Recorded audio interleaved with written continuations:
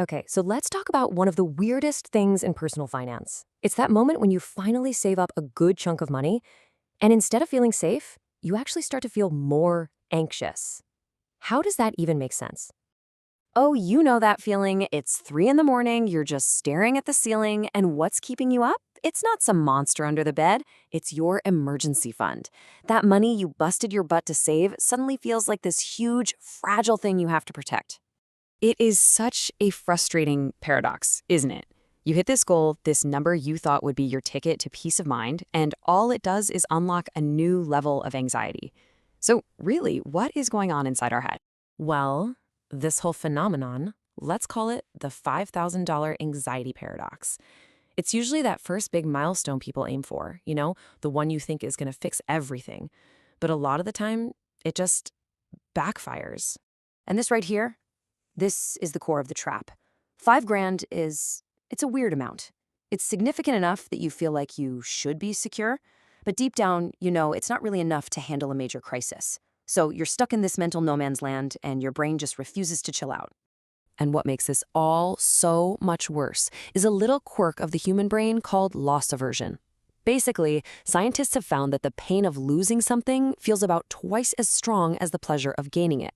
So once you have that 5 grand, your brain isn't celebrating. Oh no, it's on high alert, scanning for every single threat that could take it away. So, okay, how does this actually play out in our day-to-day thinking? Well, it sets up a few mental traps that totally sabotage any sense of financial security we thought we had. Right, so here's the thing about your brain. It's terrible at math. It doesn't think about one thing going wrong. It imagines what some people call an emergency cluster. It's not just the car transmission going out, it's the transmission and the AC unit and you crack a tooth all in the same month. And when you think like that, suddenly your $5,000 feels like nothing. And this leads to something called the false summit effect. Think about climbing a mountain. When you only had $1,000 saved, you knew you were at the bottom. But at 5,000, you feel like you should be near the top. Instead, you get there, you look up, and all you can see is how much more mountain is left to climb. And it is just deflating. And hey, don't just take my word for it. The data actually shows this. Research from Vanguard found that our sense of well-being gets a massive boost when we go from zero to about $2,000 in savings. But then look what happens. After that initial jump, the benefit just flattens out. Getting to 5 grand doesn't really move the happiness needle. And like we've been saying, it can actually crank up the anxiety because now you have more to lose. But here's the real danger. This anxiety actually changes your behavior and not for the better. You get so scared of touching your savings that you start making choices that basically guarantee a bigger bill down the road. You'll skip that $150 car checkup because you don't want to spend the money. And then a few months later, that little noise you ignored becomes a $3,000 transmission repair. So if 5 grand is a psychological trap, what's the answer? Is there a way out? Well, this brings us to a number that seems to be a kind of magical tipping point for the brain. $20,000. Now, this isn't just some random bigger number. Hitting this level seems to trigger a really profound shift in how we think and feel about money. It's a whole different ballgame. See, at $20,000, something amazing happens. The fear center of your brain, your amygdala, that little almond-shaped panic button, it finally quiets down, and the rational planning part of your brain gets back in the driver's seat. You finally switch from a constant feeling of scarcity to operating from what psychologists call a secure base. And this changes the whole point of an emergency fund.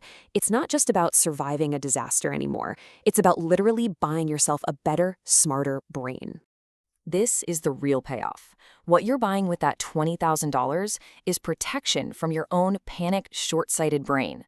You're buying yourself the mental bandwidth to solve problems thoughtfully instead of just reacting out of fear. Let's just make this super practical. Imagine your laptop dies. With 5 grand in the bank, that's a crisis. You spend days agonizing, you cheap out, and you buy a barely functional machine that you'll hate. With 20 grand, it's an inconvenience. You solve the problem, buy a quality tool that'll actually make you better at your job, and you move. And this is where it gets really powerful. It creates this amazing positive feedback loop we could call compound confidence. Because you're not stressed, you sleep better. Better sleep means you perform better at work. Better performance leads to raises and promotions, which means more income, which makes you even more secure. It's an upward spiral. Okay, so understanding the psychology here is huge. But knowing it and doing it are two different things. So let's talk about 3 strategic hacks to actually get you to that $20,000 threshold. The game plan has 3 main parts. First, we're going to build the buffer. Second, we're going to architect our savings. And third, and this is a big one, we're going to learn to use money strategically. Hack number 1, build your buffer before you go all out on paying down your high-interest debt. Now, I know, mathematically, that sounds totally wrong. But remember, we are optimizing for psychology here, not for a spreadsheet. Once you have that secure base, you can attack your debt from a position of power and confidence, not constant nagging fear. Number 2, stop trying to rely on willpower. It's a muscle, and it gets tired. Instead, architect your savings. Build a system. Set up automatic transfers to a high-yield savings account at a totally different bank than your checking account. You want to create what's called intentional friction.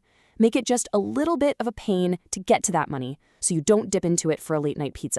And finally, hack number 3, and this one might be the most mind-bending of all, you have to learn to actually spend your money. Money isn't just something to sit on and be scared of. It is a tool. Making the choice to spend $1,500 on a great laptop that will make you more productive for years is a strategic investment in yourself. It is not being reckless.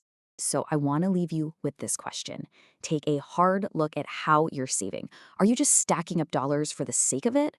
Or are you strategically buying your future self the single most valuable asset you can possibly own, the freedom to think clearly when it really counts?